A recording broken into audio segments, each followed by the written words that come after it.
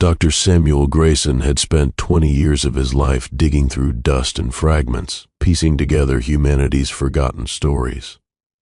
At 42, his weathered hands knew the texture of ancient stone better than human skin, and his gray eyes had grown accustomed to the perpetual squint of examining artifacts under harsh archaeological lights.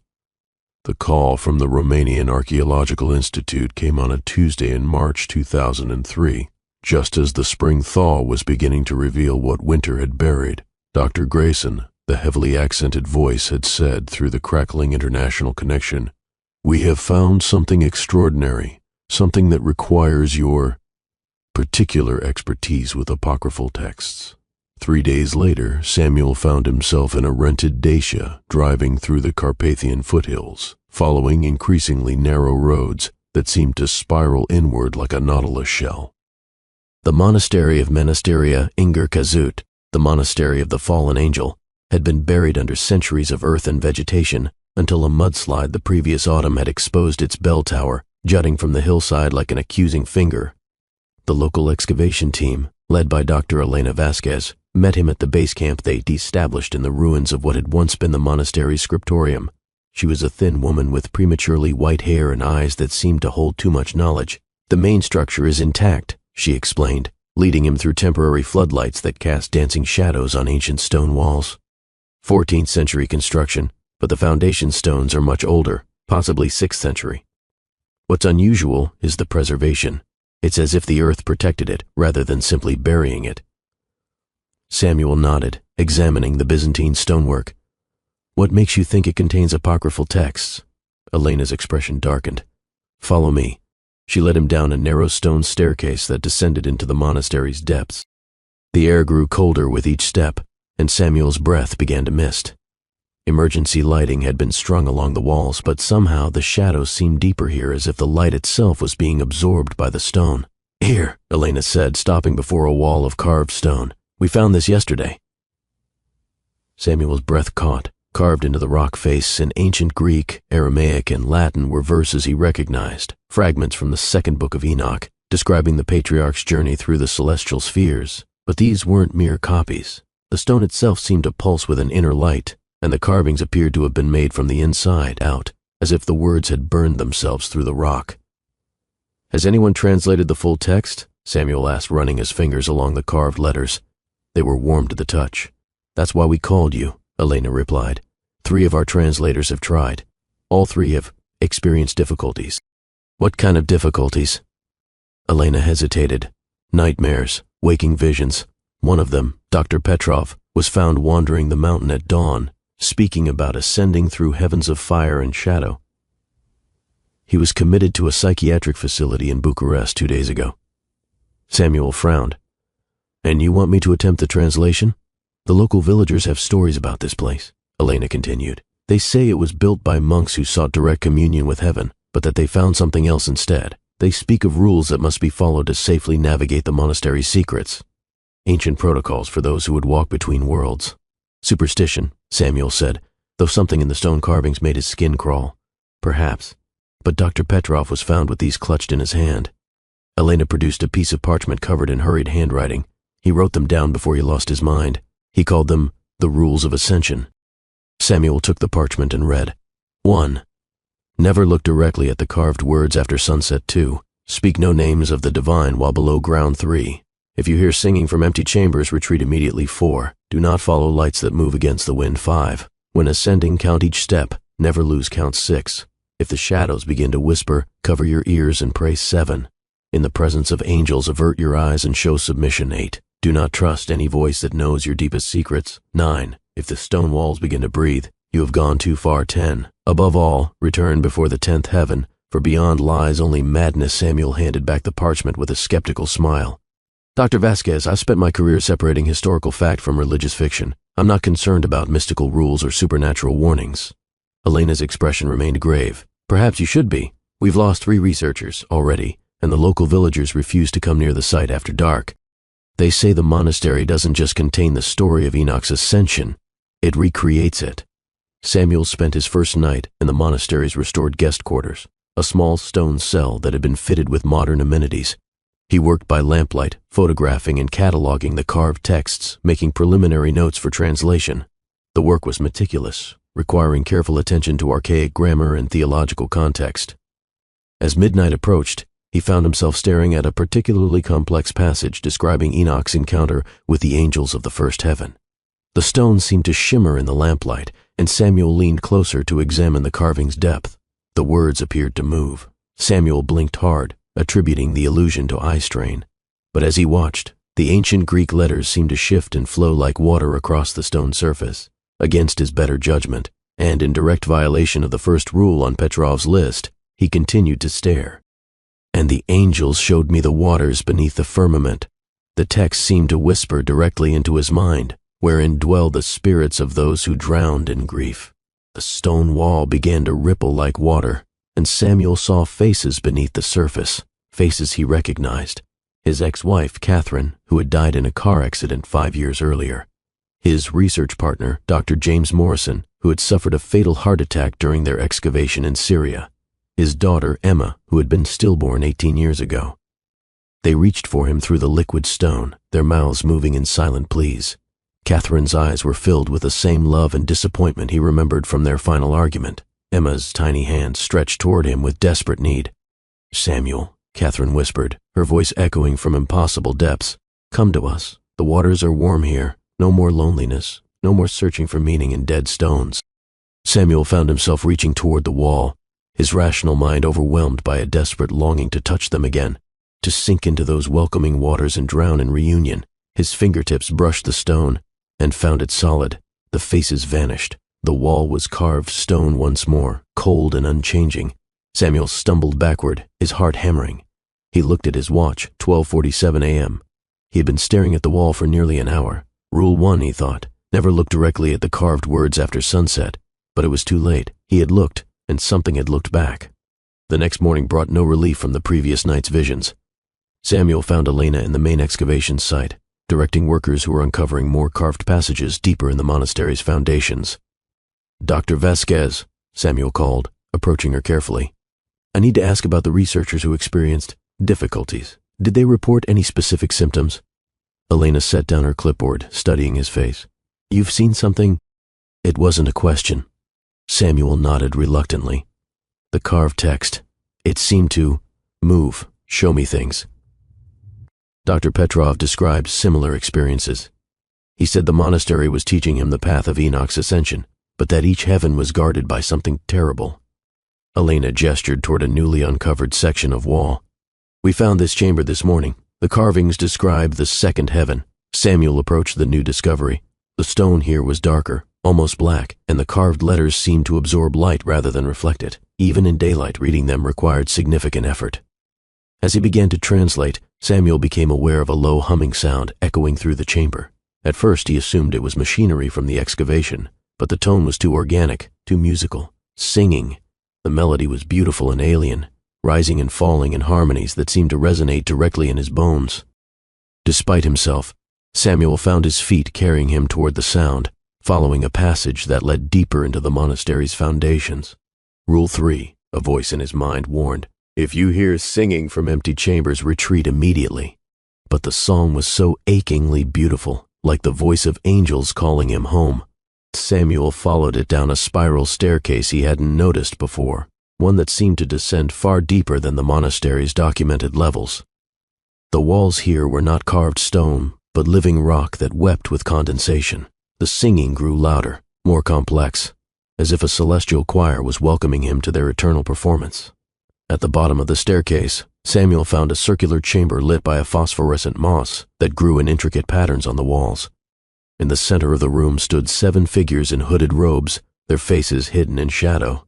They were the source of the singing. As Samuel watched, frozen between fascination and terror, one of the figures slowly raised its head. Where its eyes should have been were only burned-out sockets that smoldered with residual fire. When it spoke, its voice was like the whisper of ash. "Samuel Grayson," it said, and the other 6 figures turned their eyeless faces toward him. "You seek the knowledge of Enoch, but knowledge has a price. We are the apostate angels, and we offer truth." What truth? Samuel found himself asking. though every instinct screamed at him to flee. "The truth of your failures," the angel replied. "The truth of your wife's final thoughts as the truck struck her car. The truth of your daughter's brief moment of consciousness in the womb before her heart stopped. The truth of your colleague's last breath as his arteries burst. Would you hear these truths, Samuel Grayson?" Samuel's rational mind struggled against the compulsion to listen. These creatures offered the very thing he had spent his career seeking: knowledge of hidden things, access to forbidden texts. But their burned-out eyes spoke of the cost of such knowledge. "No," he whispered, then louder, "No." He turned and ran, taking the spiral stairs 3 at a time. Behind him, the singing transformed into wailing, then into terrible laughter that seemed to chase him up through the stone depths. When he reached the main chamber, Elena was waiting for him. "Rule 3, she said simply. "You heard the singing?" Samuel nodded, gasping. "Angels, or something claiming to be angels. They offered to tell me truths I didn't want to know. Dr. Petrov spoke of them as well. He said they were once in God's presence but fell because they sought to know too much. Now they share that hunger with anyone who will listen." Elena's expression was grim. "The question is, will you continue?" Samuel looked back toward the passage he had fled from. Even now he could hear the faint echo of that terrible, beautiful singing. "I have to," he said. "Whatever's down there, it's connected to the Enochian texts, and I'm the only one qualified to translate them properly." Elena nodded sadly. "Then God help you, Dr. Grayson, because I fear you're about to discover why some knowledge is forbidden." By the 3rd day, Samuel had established a routine that he hoped would protect him from the monastery's influence. He worked only during daylight hours, wore earplugs to block any supernatural singing, and kept a small cross, borrowed from Elena's Catholic worker, in his pocket as a psychological comfort. None of it helped. The monastery seemed to be learning from his attempts to protect himself. The rules on Petrov's list, Samuel realized, weren't warnings about the dangers. They were instructions for navigating a living system that adapted to resist his defenses. The 3rd chamber Elena's team uncovered defied explanation. It was a perfect spherical room carved from what appeared to be a single enormous geode. Crystalline formations jutted from the walls in fractal patterns that hurt to look at directly. In the center of the sphere, a tree grew from the stone floor, but it was unlike any tree Samuel had ever seen. Its bark was silver white, like bone, and its branches twisted upward in impossible spirals that seemed to fold back through themselves. Instead of leaves, it bore fruit that looked like human hearts, pulsing with a slow rhythm. As Samuel watched, thick crimson sap dripped from the fruit to pool around the tree's roots. The carved inscriptions around the chamber described the 3rd heaven's garden of life, but the text had been altered. Where Enoch's original journey spoke of fruits that granted immortality, these carvings described sustenance that came at the cost of human empathy. A figure stepped from behind the tree, or perhaps materialized from its shadow. It wore the robes of an angel, but where its face should have been was only smooth, featureless flesh. When it spoke, its voice came from everywhere and nowhere. "You seek the knowledge of ascension," the faceless angel said, "but ascension requires sacrifice. The fruit of this tree will show you the path to the higher heavens, but you must choose your humanity or your ignorance." One of the heart fruits dropped from a branch, landing at Samuel's feet with a wet sound. It continued to pulse, and Samuel could swear he heard it whispering his name. "The others who came before you refused," the angel continued. "They chose to remain in their limited understanding. But you, Samuel Grayson, you are different. You hunger for truth as we do." Samuel stared at the fruit. Every scholarly instinct told him to document this impossible discovery, to study it, to understand it. But something deeper, some vestige of human wisdom, recoiled from the offering. Rule 8, he remembered. Do not trust any voice that knows your deepest secrets. And this angel, or whatever it was, had spoken his name without introduction. "No," Samuel said, backing toward the chamber's entrance. "I won't eat your fruit." The faceless angel tilted its head. "Then you choose ignorance. Very well. But the path upward remains, and your curiosity will not be denied forever." As Samuel retreated, he heard the wet sound of more fruit falling, and the angel's voice followed him. "We will be here when you return, Samuel, and you will return." The 4th chamber nearly broke Samuel's sanity entirely. He found it by accident, or so he told himself, while exploring a passage that Elena's maps indicated should have led to the monastery's wine cellar. Instead, it opened onto a vast circular space dominated by what could only be described as a living sun. The orb of fire hung in the center of the chamber, perhaps 20 feet in diameter, pulsing with rhythms that suggested breath, heartbeat, thought. Unlike the sun in the sky, This one could be looked at directly, and Samuel found his gaze drawn to the swirling patterns in its surface. Faces appeared in the flames, thousands of them, millions, all with expressions of infinite sorrow. As Samuel watched, hypnotized, he began to recognize some of them. There was his childhood dog, Rex, his college roommate who had died of cancer, strangers he had passed on city streets, all of them trapped in the burning light, their memories being consumed as fuel for the creature's existence. Samuel! The voice came from the sun itself, speaking his name in a chorus of the devoured dead. We know you. We have your memories too. Suddenly, Samuel was 5 years old again, crying because his father had missed another birthday. He was 23, proposing to Catherine under a canopy of spring leaves. He was 37, holding Emma's still form in the hospital room. Each memory was vivid, perfect, and as he relived it, he felt something being torn away. Every moment of joy, the sun thing whispered. Every instant of love, every second of wonder, they all burned so beautifully. Thank you for bringing them to us. Samuel tried to look away, but found himself paralyzed. The creature was feeding on his memories, and each one it consumed left him a little emptier, a little more hollow. Soon, he would be like the faces in the flames, conscious but vacant, aware but without substance. With tremendous effort, he forced himself to close his eyes. The memory feeding stopped abruptly. Rule 4, he gasped. Do not follow lights that move against the wind. But this wasn't a moving light. It was something far worse. It was a light that moved through time, consuming the past to fuel its eternal burning. Samuel stumbled backward, eyes still closed, until he felt stone wall behind him. Only then did he risk opening them to find the passage entrance. The sun thing called after him as he fled. We have tasted you now, Samuel. We know the flavor of your joy. And when you return, for you will return, we will feast until nothing remains but shadow. By the 5th day, Samuel had stopped sleeping entirely. Their faces were almost human but wrong in ways that hurt to perceive. Too many eyes, teeth like broken glass, expressions of infinite wisdom corrupted by endless suffering. Samuel Grayson, the nearest one, spoke, its voice like the grinding of tectonic plates. We have been waiting for you. You're the Grigori, Samuel said, surprised by how calm his voice sounded. The angels who taught forbidden knowledge to humanity. We taught love, the angel corrected, and its multiple eyes wept silver tears. We taught beauty. We taught the secrets of the stars and the names of power, and for this we were chained in darkness until the end of days. Another Grigori spoke, but our chains reach into the realm of sleep, Samuel. In dreams we are free to share what we know, and we know the sins of humanity, said a third. Every murder, every betrayal, every moment of cruelty. Would you experience them all? Would you feel the weight of every evil deed committed since the dawn of time? Samuel felt the chamber beginning to shift around him, reality becoming fluid.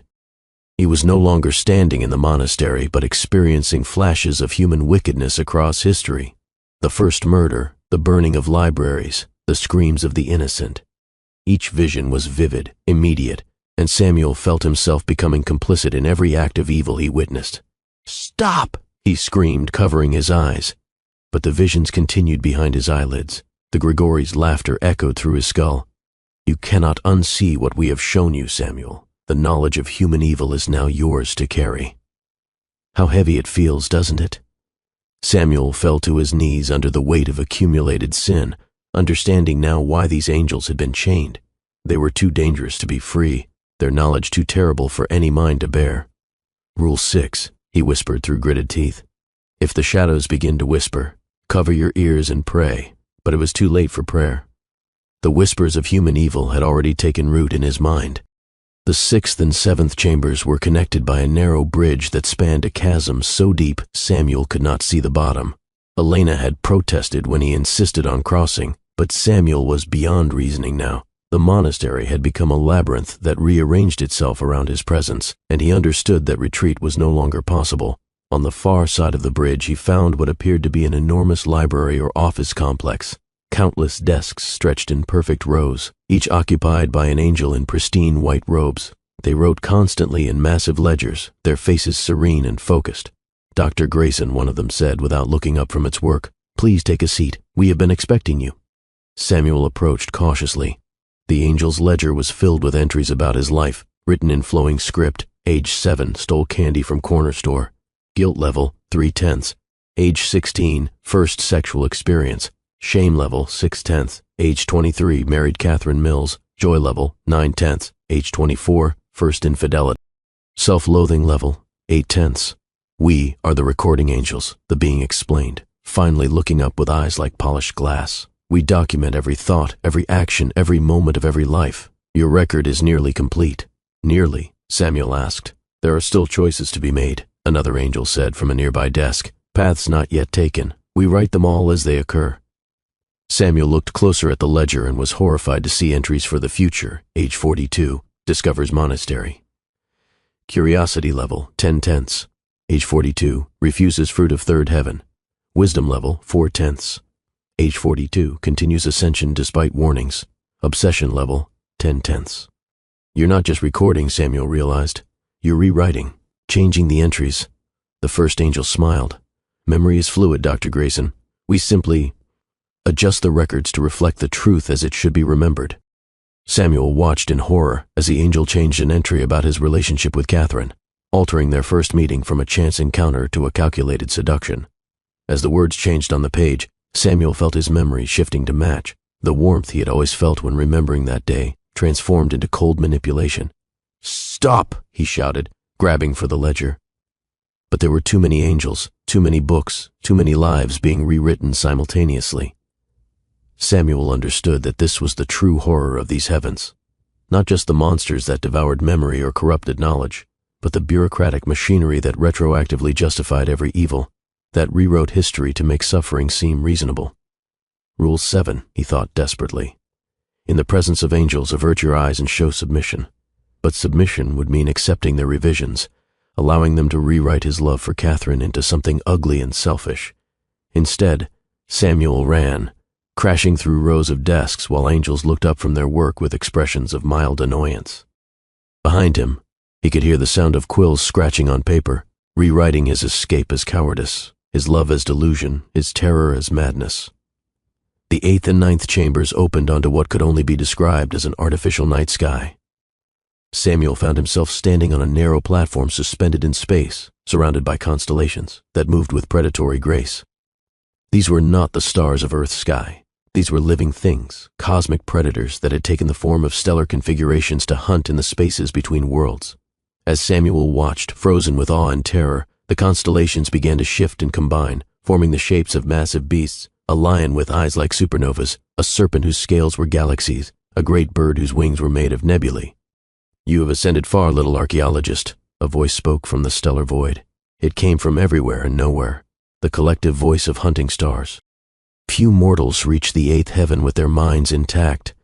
The stellar beasts began to circle Samuel's platform, moving through space with impossible grace. He could feel their attention like pressure against his skull, cosmic entities examining a tiny insect that had somehow wandered into their domain.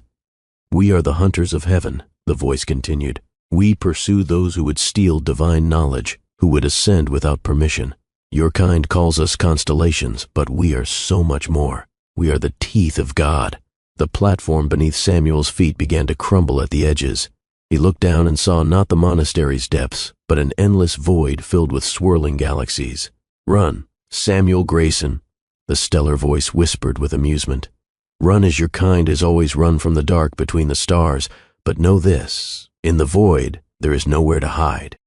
Samuel found himself leaping from platform to platform as they appeared and dissolved around him, each one bringing him closer to the stellar beasts that pursued him.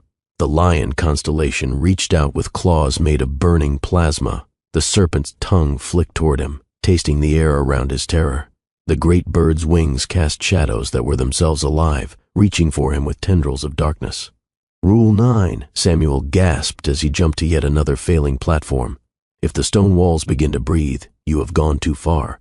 But there were no stone walls here, only the breathing of space itself, the slow inhalation and exhalation of the cosmic void. Somehow, impossibly, Samuel found a doorway, a rectangle of light floating in the stellar darkness. He dove through it as the hunting stars converged on his position, their roars shaking the foundations of reality itself. Samuel collapsed on solid stone, back in the monastery's depths. But the architecture had changed again. The passages had rearranged themselves into a spiral that led ever upward, and at its center was a chamber that blazed with impossible light, the 10th heaven. Elena was waiting for him at the entrance, but her face was wrong. too perfect, too symmetrical, with eyes that held depths no human gaze should possess. "Dr. Grayson," she said in a voice like crystalline harmonies, "you have come so far. One more step, and your journey will be complete." "You're not Elena," Samuel said. "I am what Elena could become," the being replied. "I am what you could become. The choice is simple: ascend to divine knowledge or remain trapped in human limitation." Samuel looked past her into the blazing chamber. At its center sat a throne made of living fire, and upon that throne was a figure so radiant that looking at it directly would have burned out his eyes. But he could sense its attention, its terrible divine focus settling upon him like the weight of the universe itself. Knowledge.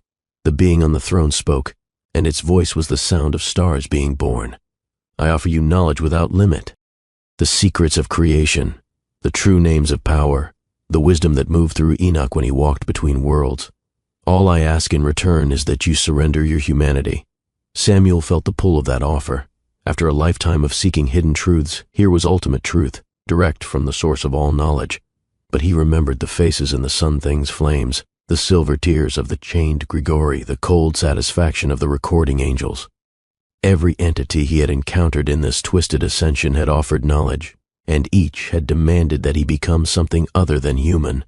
"Rule 10, Samuel whispered, "return before the 10th heaven, for beyond lies only madness." But it was too late. He had already entered the final chamber. The being on the throne leaned forward, and Samuel felt his humanity beginning to burn away in the presence of absolute knowledge. His memories of love and loss, his capacity for wonder and fear, his simple human joy in small things, all of it was being consumed by the fires of divine understanding. "Yes," the entity whispered. "Let go of your limitations. Become what Enoch became, a bridge between the human and divine." Samuel felt himself rising from the floor, his body beginning to transform. His flesh became translucent, shot through with veins of starlight. His eyes began to burn with inner fire. Knowledge flooded into him, the true history of the universe, the secret geometries of creation, the real reasons behind every human tragedy. And in that moment of transformation, Samuel understood the final terrible truth. This was not ascension, this was consumption. The being on the throne was not offering him divine knowledge, it was feeding on his humanity, using his spiritual journey as a way to drain the life from another soul. Every entity he had encountered in the monastery's depths was part of this same system, harvesting different aspects of human experience. With his last moment of purely human will, Samuel screamed. Elena Vasquez found Samuel's body 3 days later, at the bottom of the deepest excavated chamber. He was sitting upright against the carved wall, his eyes open and staring at the stone inscriptions. At first she thought he was simply exhausted from his work. Then she saw his eyes. They glowed with a soft, steady light, not the warm light of human consciousness, but the cold radiance of stars. His skin had taken on a translucent quality, and when she touched his wrist to check for a pulse, his flesh felt like marble. "Dr. Grayson?" she whispered. Samuel's head turned toward her with mechanical precision. When he spoke, his voice was layered with harmonics that made her teeth ache. "The translation is complete," he said. "The text describes a successful ascension. Enoch walked between worlds and returned with divine knowledge. The monastery serves as a gateway for those who would follow his path." Elena backed away. This thing might wear Samuel's face, but the man she had known was gone. In his place sat something that had consumed his humanity and worn his form like a suit of clothes. "What did you find down there?" she asked. The Samuel thing smiled, and its teeth were like chips of crystal. "I found that knowledge has a price, and some prices are worth paying." Elena fled the chamber, leaving the thing that had been Samuel Grayson to its eternal vigil. She sealed the monastery excavation that same day, citing structural instability and safety concerns. The official report mentioned a tragic accident. Dr. Samuel Grayson, a respected archaeologist, had suffered a fatal fall while exploring the site's deeper chambers. But the local villagers knew better.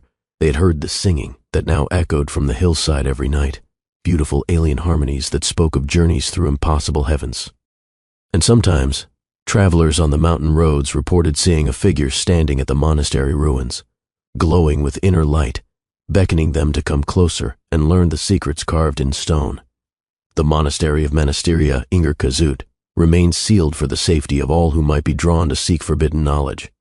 But the villagers knew that sealing a door meant nothing to entities that existed between worlds.